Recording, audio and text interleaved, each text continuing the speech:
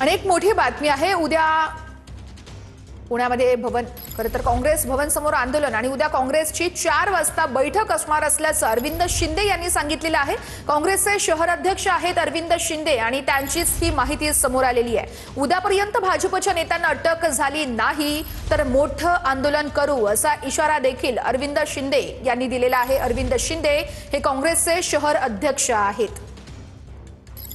मी त्यांच्या विरुद्ध गुन्हा दाखल करा अशी मागणी धरली तर पोलिसांकडून एक नवीन आमच्यापर्यंत आलं की तुमच्यावर पण आम्हाला गुन्हा दाखल करायला।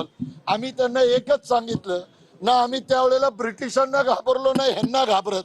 तुम्ही आमच्यावर खोटे गुन्हे दाखल करणार असेल तर स्वागत आहे, पण खरं काय असेल ते पण आमचा गुन्हा पहिला तुम्ही दाखल करा आणि त्यांना अटक केली पाहिजे।